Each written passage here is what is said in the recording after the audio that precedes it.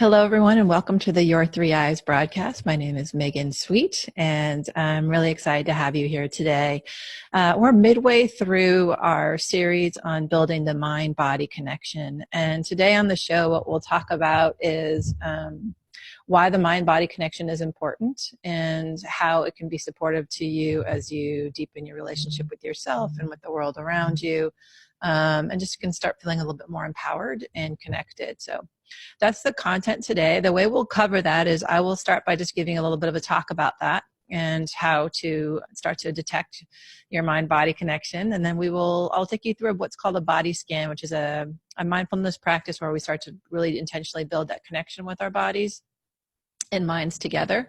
It's something that you can feel free to play over and over again, and there's lots of other versions of it available on the internet as well, so you can definitely check those out. And then I will end with talking a little bit about some freebies and ways that you can access more information about the mind-body connection on my website, and ways that I can support you with that. So that's what we'll talk about today. Super excited to have you. If you are with me, I'm going to share my screen now. So I'm sorry, you're going to see my screen look weird just for a second while I make it bigger. Make it full screen. There we go. So now you can see me for the most part. I'm going to put myself in a little tiny corner up here. If you're not watching the video, it's okay. But if you're watching the video, this will just give you some mind holds to have while we're also talking about the content together.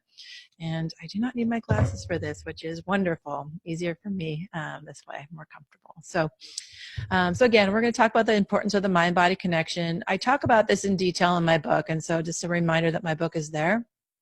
You can access it on Amazon or barnesandnoble.com, other platforms that sell books. There's a Kindle version for $1, so not very expensive. There's also hardcover and softcover versions of the book. And I'm going to start selling the book on my website too, so soon enough you'll be able to access it there. And I just encourage you to check it out because it's got a lot. I'm going to be going over pieces of the book over the next several months, but it's just another place for you to connect with it.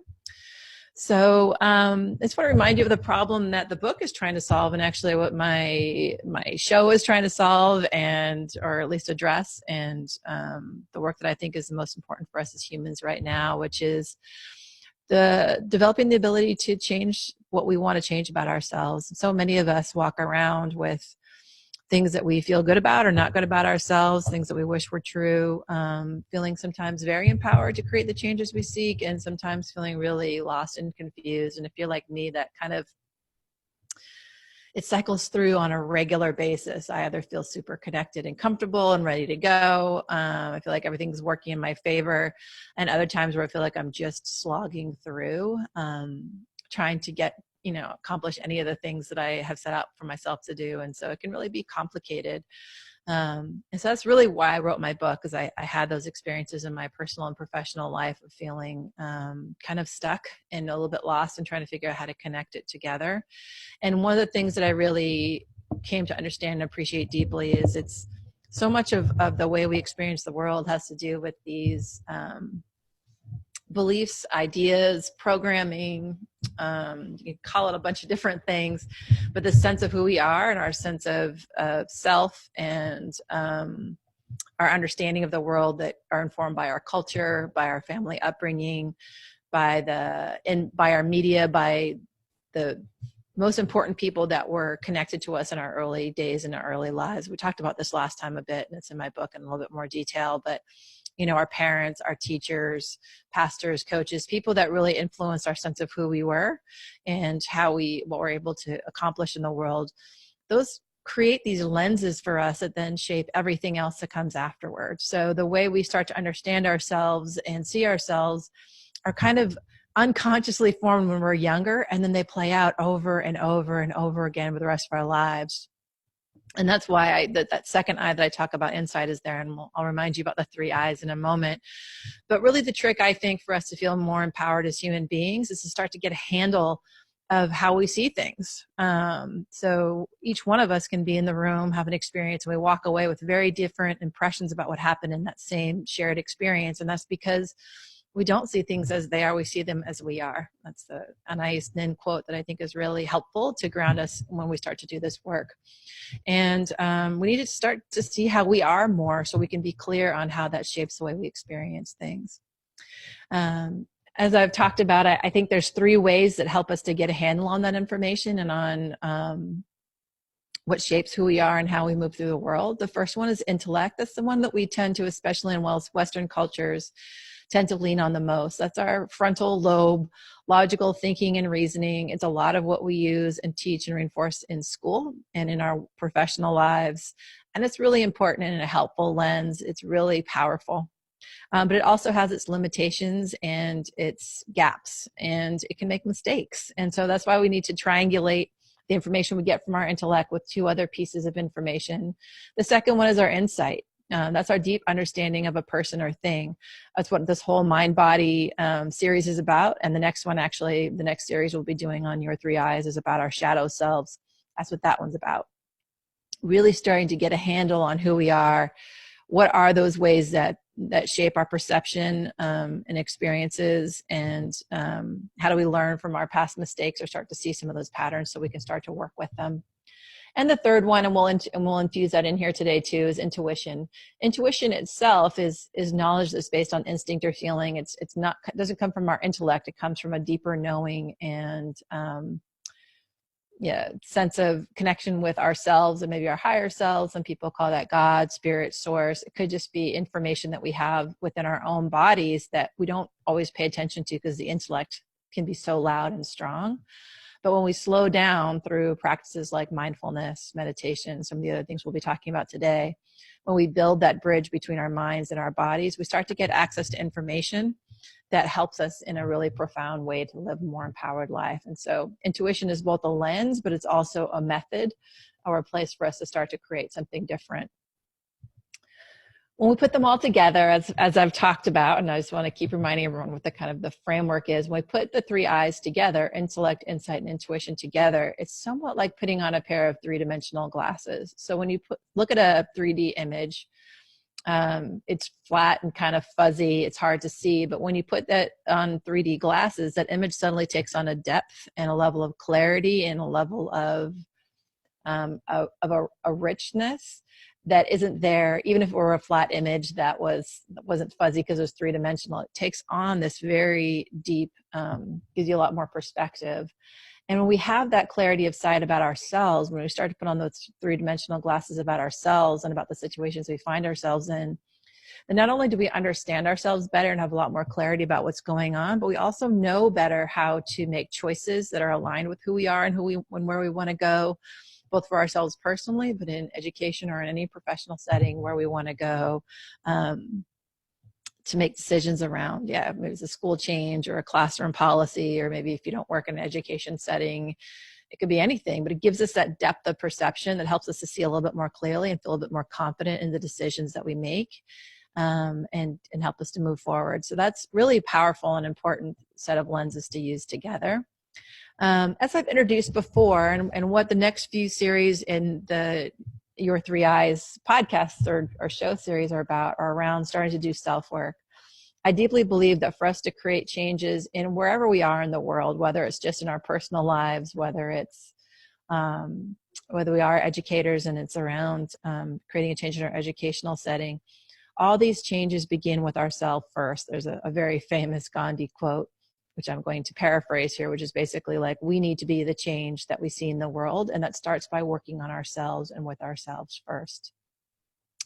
And that doesn't mean working on ourselves or with ourselves with any judgment or criticism, because if we do that, it's going to be so difficult and painful that it's unlikely that we're really going to go there and really be able to create change. Judgment, I think, is almost never useful or supportive. It definitely doesn't give us a place where we can really start to ground in who we are and what's going to make us feel happy. So we need to just start working with actually a sense of self-compassion first and get to know ourselves with a lot of love and care and build a deep relationship with ourselves so that we can start to change things. Because if we can embrace ourselves, even the things that we're not happy about, the things that we want to change, they have less charge, they're less intimidating. They're less painful to look at if we can approach them with some welcoming and some warmth. So that's what we want to try and move into. And so that's where this greater sense of self and self-compassion comes in. And when we do that, if you're watching me on the screen, I have my self-work, schoolwork cycle up.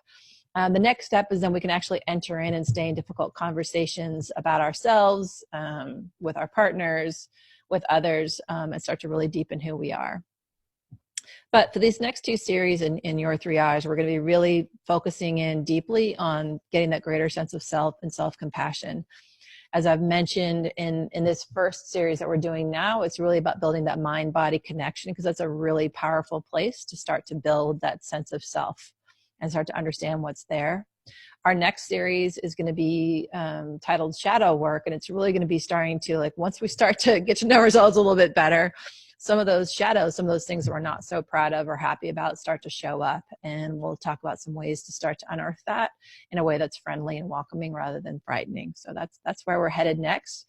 And then when we get into the new year, we'll start talking about ways that we can start to work with some of that raw material that we've unearthed in a way that's going to be powerful and transformative for our lives. So we're heading towards solutions too. So we've talked a little bit about self-work, but today what we're really going to be grounding in on is these versions of self-work and how we can start to do that self-work. And really, again, my definition of self-work is a deepened relationship with ourselves and starting to work with ourselves in a friendly and welcoming way. One of the ways that we can do that is through our thoughts, feelings, and impressions. So that's one option that we have available to us, and that, as I said, is going to be discussed in our next series, where we'll get into that in more detail. But the other way is through physical sensations and emotions. And in fact, emotions really are just physical manifestations. Our physical experiences are often just manifestations of our emotional state. So those feelings that we feel in our body are signals to us about emotions that we're experiencing. And if we can start to connect with our bodies more, then we get some really, really valuable and important information about how to start to tap into that and learn more about how to work with it. So these next few weeks, we're all about building this mind-body connection, because again, it gives us some information about what's going on for us in our inner landscape that we might not be aware of, especially when we get so preoccupied with that intellect side, with our thinking. So I talk about this a lot in the Beliefs Lab. So I have a whole course on how to unpack and identify the beliefs that we have. And so I won't get into too much detail here, but I will say that there's now scientific proof that we actually have neurons, the same things that are in our brain. We have neurons in our hearts and also in our guts. And that, while they obviously aren't as complex and aren't doing the same level of thinking and connection as our brains do, our brains are incredibly powerful machines that are, have millions of neurons in them, but we do have neurons in our heart and our guts. And what scientists are starting to discover is that actually our hearts and our guts are communicating with our brain. So we already knew that they were communicating on a very biological level, right? I'm hungry. If we're hungry, our guts will give that information to our brains that will send signals to us that we're hungry and we should eat. Our hearts similarly give connections and very bodily function connections with our brain around how our heart is pumping and working, and that's really important. So those are really biological, physical manifestations of it. But there's more and more research that's suggesting that not only is that information going to the brain, but that actually those other parts of our bodies, our hearts and our guts, are also bringing in other sources of information that our brain is processing. And if we start to connect in with it better and sooner and quicker, we'll have access to that information in a deeper way. Essentially, the three distinct brains have their own primary functions. The head brain is that intellectual center. It's our cognitive perception. It's our thinking. It's meaning making. Again, it's a very powerful place where we can access a lot of information that our brains process, our emotions, all sorts of things. But then there's the heart brain, and the main functions that lots of theorists have around our heart brain is that's where our insight lands. So if we're looking at our 3 I's, insight lives in the heart brain. And our heart brain primary functions deal with our emotions. It has to do with our relationships and our relational effect with others and our values, that our heart brain actually starts to process and take in some of that information. And we have words and phrases in our culture that already suggest that we've kind of known that all along. Like we talk about heartache, right? If we have been brokenhearted, someone has, left us, or we've lost someone that we love, we feel literal physical pain and sensation in our heart. And that's, now maybe we're starting to think that has to literally do with the fact that our brains we have heart brains that are starting to process that information. And finally, we have gut brains, and that's where our intuition lives. So for our three eyes, that's where the place of the intuition lives. That has to do with mobilization, our ability to move and to respond to challenges and situations as they show up.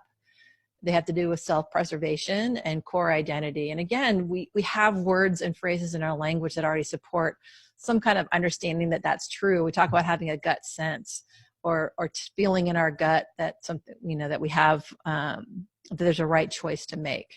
And really, if we start to build our mind-body connection, we can start to feel into our chests or our heart centers and into our gut centers and start to sense what's there. And we can access new information if we can build those bridges.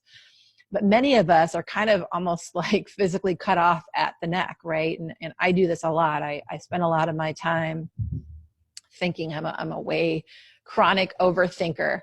And because of that, I often don't even notice if I have bruises on my body, which is kind of an amazing thought, that I could end my day and look down at my legs and I'll have giant bruises on my legs that I got sometime during the day.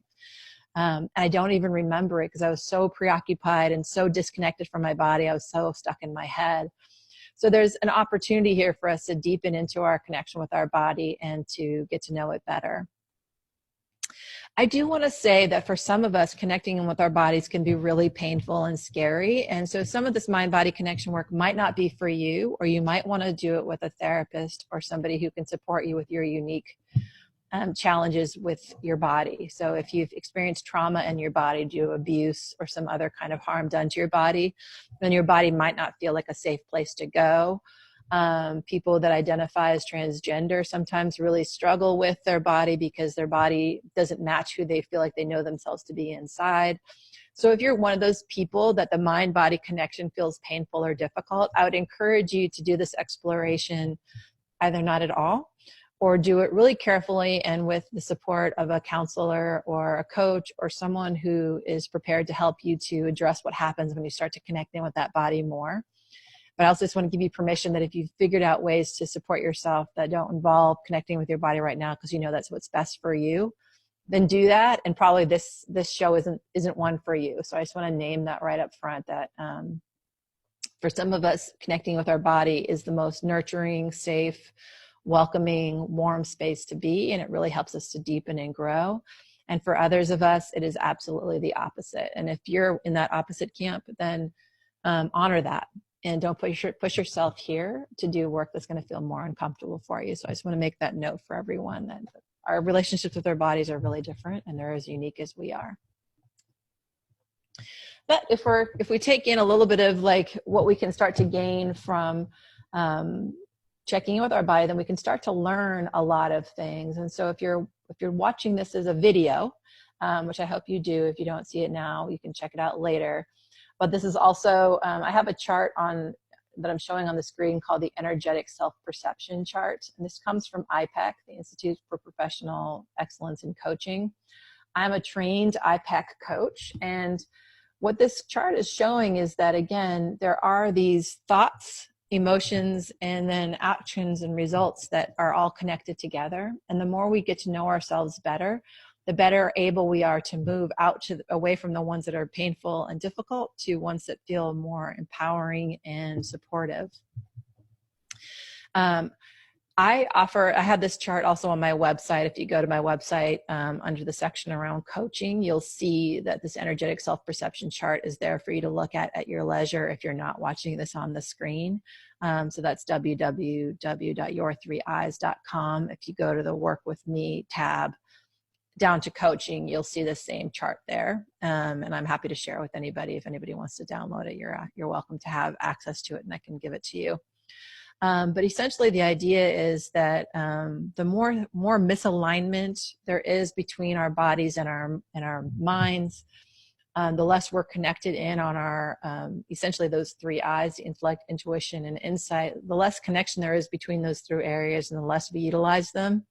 Often then the more pain and discomfort we feel in our bodies and in our emotions, and also in our ability to mobilize and experience empowerment in the world. And so this is just a sense of how that starts to work, that as you start to move through learning to understand your energetic self and your self-perception more, and you start to expand out to the outer rings of this visual that's on the screen and that you can look at, the more we integrate those three I's, the more we start to understand ourselves, how our thoughts, emotions, and actions are all connected together, the more empowered we are to start to live the life that we really dreamed of and that we can feel really good about. And so there's some real direct benefits for starting to build that mind-body connection that all have to do with, because these are all connected. There's not, it's not a mistake that when we're feeling bad inside, it's also hard for us then that our outer world starts to mirror that.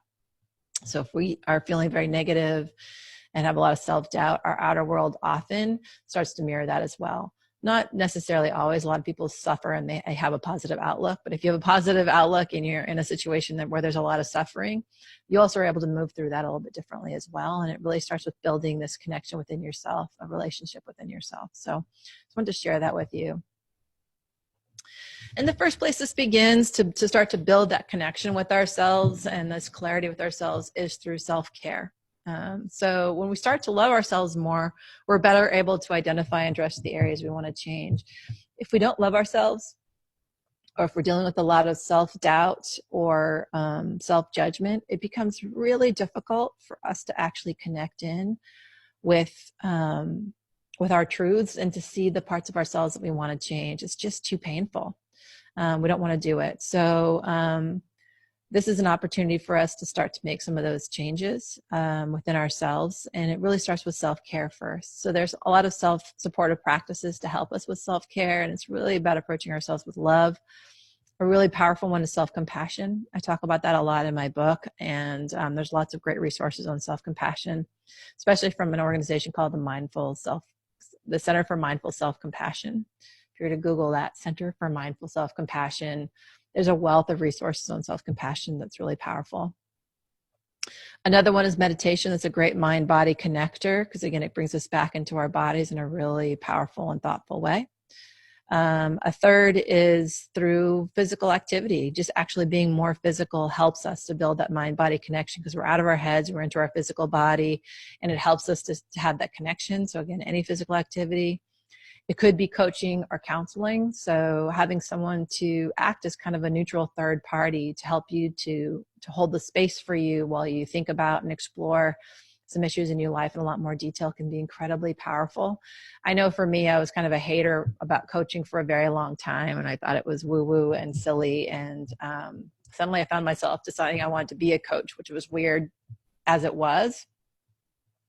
But even beyond that, actually, what I found was as I started to do the coaching, how much it was such a gift to have someone just to hold the space to listen to me. And that's really all I needed and wanted was someone to listen to me and to give me some space to see myself a little bit more. And as soon as I heard myself talking or heard the same repeated patterns over and over again, or if my coach brought them to my attention, suddenly I could see myself with a lot more clarity. And it was incredibly powerful. So coaching is one modality for that. Counseling is another one that I think is really helpful. And obviously I have another one too, which is the Beliefs Lab that's going to be available on my website within the next couple of days. So a chance for you to start to get a hold of some of those beliefs that are there. There's some really hands-on practices so you can start to see what's influencing you and not. There'll be some ways to go deeper that we'll talk about later, but actually I'm going to go back here and start with a meditation. So we're going to take a break for just a second as I transition over. And for the next few minutes, what we'll do is we'll do a meditation practice. As I said, meditation practices are a really powerful and supportive modality for us to use to help ourselves to deepen that mind-body connection. So I thought today what we could do is a mind-body meditation. So take a moment to find yourself in a comfortable seat. If you are driving, please don't do this right now. do it later. It's going to be on, it's on recording for you, so you can check it out later and listen to it later. But really the idea is for you to find a comfortable space and to connect in with your body. The body scan can be performed while lying down, sitting, or in other postures. So really in this situation, it's not about like sitting up straight and strong and tall like some meditation practices invite you to do.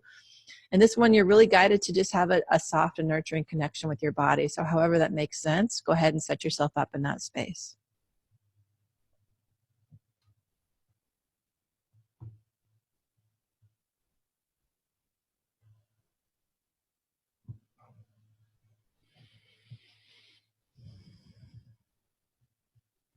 I'll give you one more moment to do that.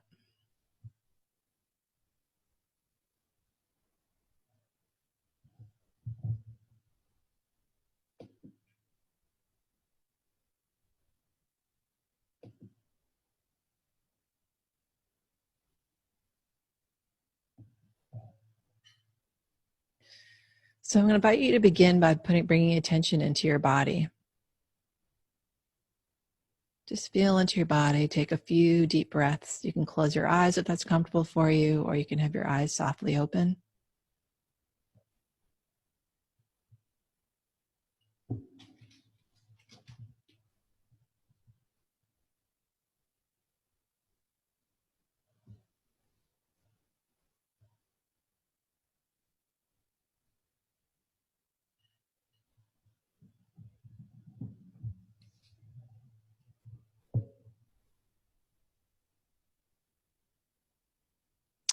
Try to feel the weight of your body if you're in a chair or on the floor. Just try and feel into the weight of your body settling into the cushions, the chair, your feet on the ground if you're seated.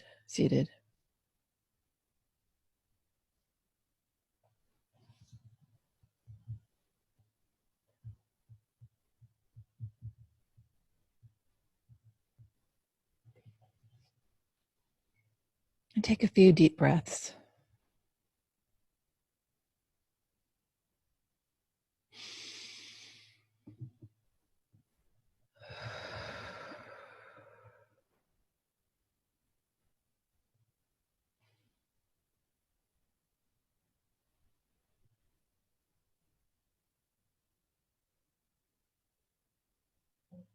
And as you take your next deep breath, bring in more oxygen, enlivening the body. Try and bring in more and imagine that oxygen, that breath spreading to all of the parts of your body. And as you exhale, try to have a sense of relaxing more deeply.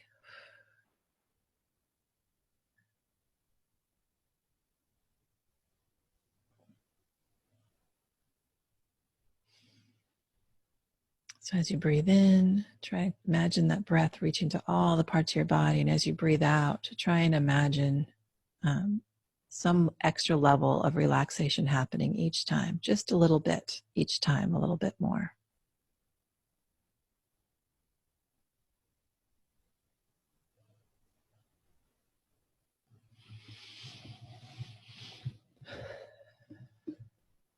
And if you're seated, you can notice your feet on the floor and the sensations of your feet touching the floor.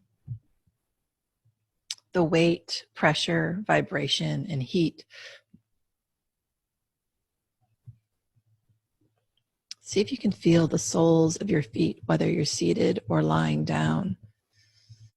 Sometimes when you start to connect in there, you can start to actually feel a little bit of tingling or sensation, but try and feel into your feet.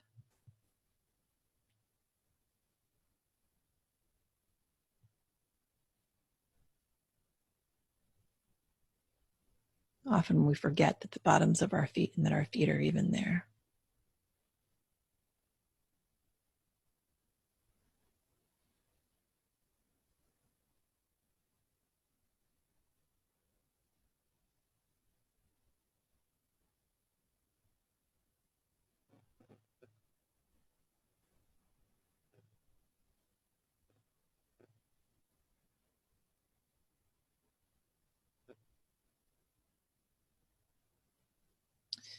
And now maybe you can move up from your feet to notice your legs. If you're sitting in a chair, you might notice your legs against the chair, the pressure where your hips are seated in the chair. But even if you're lying down, notice the sensations you have. Where is your leg touching the earth or the chair? What feelings you have, what sensations you can experience from that touching. Where is there a heaviness and a lightness? What's the texture of the fabric on your skin? Do you feel any pulsing or pressure? Just feel into your legs and see what you notice is there.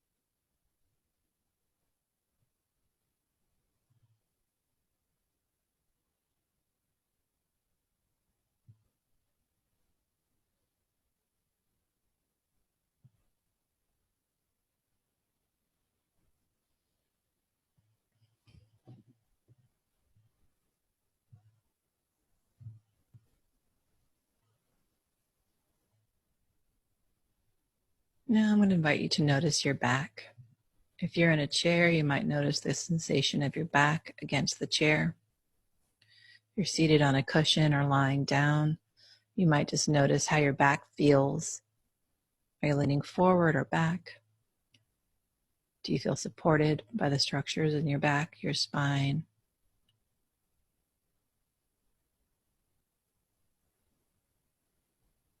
See if you can drop your shoulders. Often our shoulders are tensed and we don't even notice it. See if in your next breath, you can relax your shoulders. If you're lying down, just notice the sensation of your back against the mat or the floor, your bed, wherever you're lying down. How does it feel supported by the cushions that are there? Do you notice any places of tension or tightness?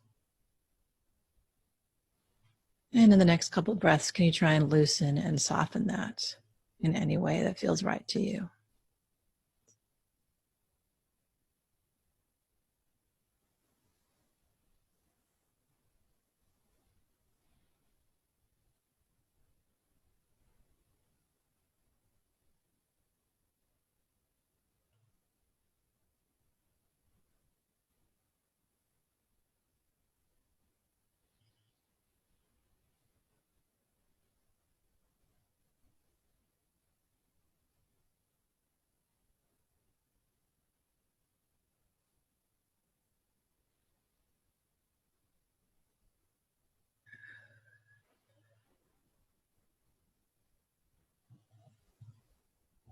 And now bring your attention to your stomach area. Notice if your stomach is tense or tight, and if it is, try to let it soften.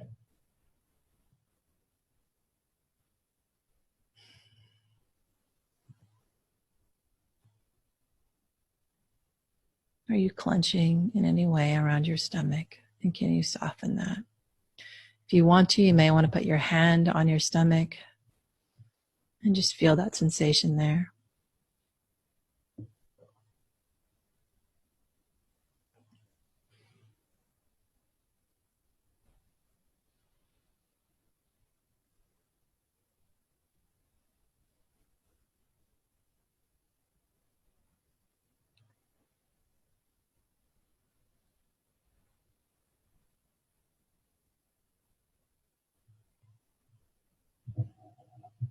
And move up into your chest.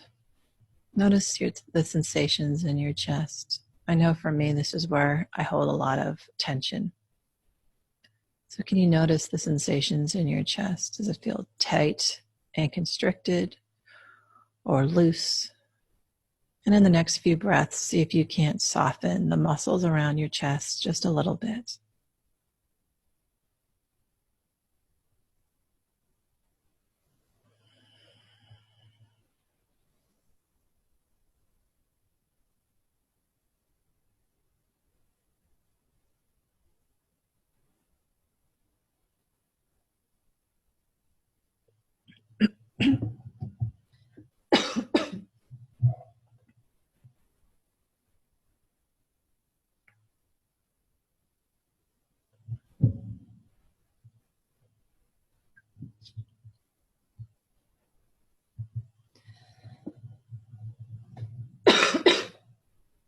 Excuse me.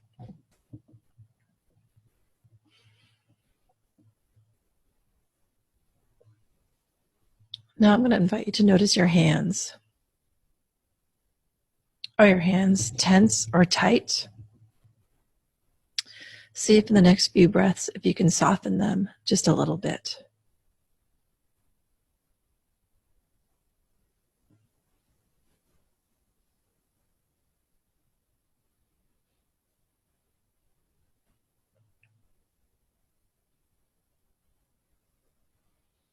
Just as with our feet, sometimes when we feel into our hands, we can start to feel sensations we didn't know were there, a tingling, pulsing.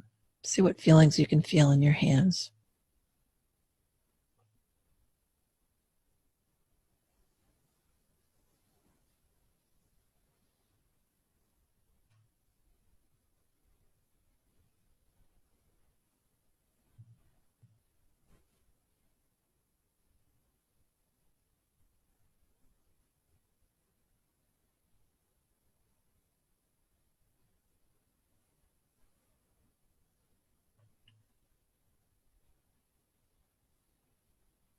Now move up into your arms. Notice your arms. Feel the sensation there.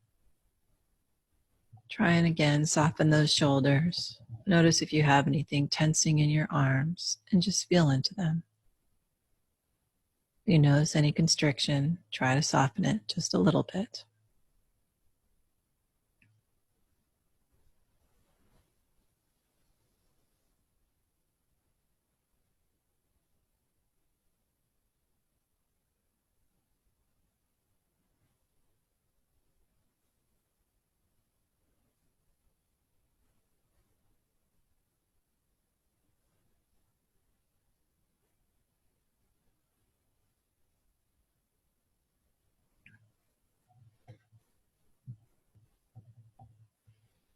Now let's move up into our neck and throat.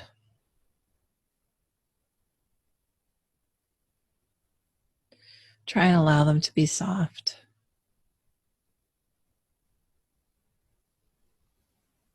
Notice your swallowing and your breathing. And see if you can make it a little bit less effortful, a little bit softer.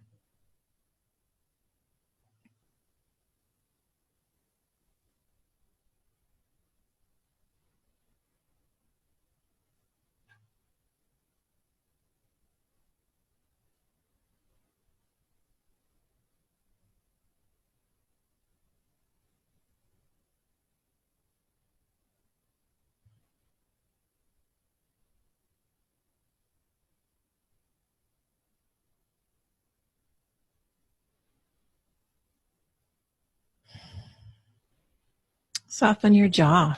Feel your face. Let your face and facial muscles be soft. So feel into the area around your face. Is your jaw clenched? Are your eyebrows furrowed? See if for the next few breaths you can soften the muscles on your face and feel them relax.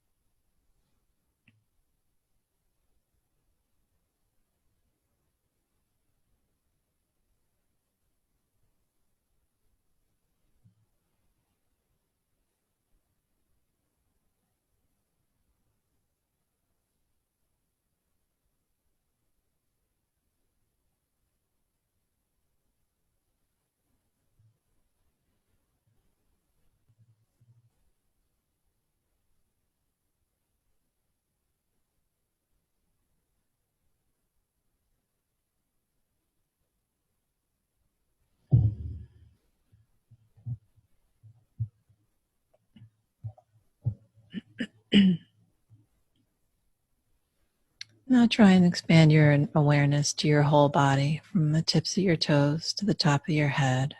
And take a few deep breaths, feeling into and appreciating your whole body just as it is.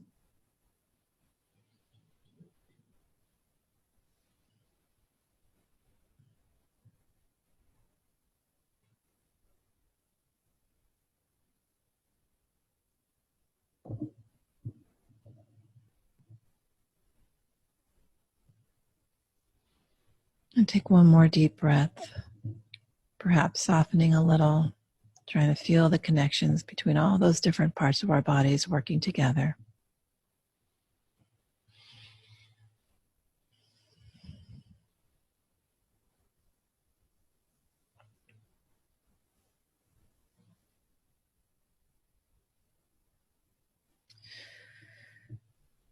And when you're ready, you can open your eyes. You might want to stretch a little bit. Bring yourself back into the physical movements of your body with a little bit of gentleness and care.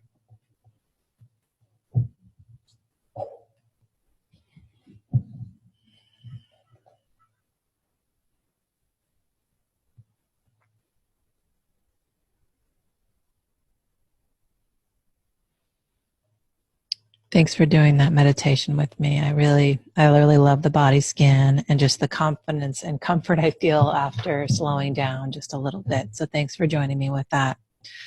I wanted to talk about some ways that we can go deeper and support the mind-body connection. A lot of them are free that we offer at Your Three Eyes. One of them is my blog that I do. And I'll be doing one about the mind-body connection coming up in the next couple weeks, but I also have ones on lots of social justice issues. That seems to be what I get inspired about the most. So there's many social justice issues in my blog. On the Your Three Eyes podcast, as I've mentioned, the series we're doing right now is on building that mind-body connection. Last week, I interviewed Peggy Cappy, who has been doing yoga for more than 40 years. And she talks about how to do yoga, stretching, and meditation into your later years. So for anyone at any time. And she was a really inspiring guest. I will also be interviewing a couple of guests on how to build that mind-body connection. One of them is a woman named Zen Cryer DeBrook, who has created a process specifically for how to connect your mind and your body together and start to learn to make decisions based on the signals you get from your body. She calls that the internal guidance system. Then I'll be talking with a woman named Shara about how to heal your body, your physical body, and how that can help you to be more empowered to realize your goals and dreams. So those will be my next two interview guests. I also have a bunch of downloads on my website. One of them is the Three Eyes in particular and the cycle of inquiry that I talk about in my book. So that's available right now. This podcast is also available, or this show is available if you want to listen to the body scan again. There's many free ones online as well. So you can just Google body scan and you'll get to it. And then I'll also have some more downloads specifically related to this mind-body connection and some ways that we can start to work with that. So I just want to invite you to check out the website. That's your3eyes.com, YOUR, the number 3, EYES.com, your3eyes.com, and see what else is there. I also offer some online courses that are pretty inexpensive. The first one, as I mentioned, is the Beliefs Lab. The Beliefs Lab helps you to start to unearth those beliefs that are running your life, whether you know about them or not. Sometimes we're really aware about some of our beliefs, and other beliefs that we have about ourselves or others are completely hidden. And so this is a chance for us to start to connect in there. This first Belief Lab that I'm doing, and probably other ones in the future, will be mostly online, but also have some live interaction with me. So every couple of weeks, I'll host like a question and answer session. So you'll be able to talk with me directly and get your questions answered. And then coming up in the new year, I'll be doing the self-work school work cycle. So often we want to, as educators, we want to work on ourselves at the same time that we're working on our education setting. This gives us a chance to do that. And then finally, we'll be doing I always offer personal coaching. And right now I have a special where you can get that Energy Leadership Index report, the visual I showed you earlier, and that's on my website. You can get that assessment that helps you to understand what blocks or areas you might want to work on for free, plus a free review of that if you buy a package of 3 coaching sessions. So it's a pretty good deal. And I think it's definitely super supportive. I also provide mentoring and coaching to educators specifically about how to create changes in your educational setting. So that's been my professional career for many years, is leading change initiatives in classroom, schools, and district-wide level. So if you want some support leading a change in your context, I'm also available for that. All of which you can access me and find out more about the work that I do on my website, your3eyes.com. And finally, again, just a plug or a reminder that my book is there, and that's the cheapest way to get deeper with me as a starting point, is to just start with the book and learn more about that and what I offer there. I'm super appreciative to all of you for joining me today. I hope you got something out of that mindfulness meditation. I know I sure did. And I'll talk to you all soon. Thank you.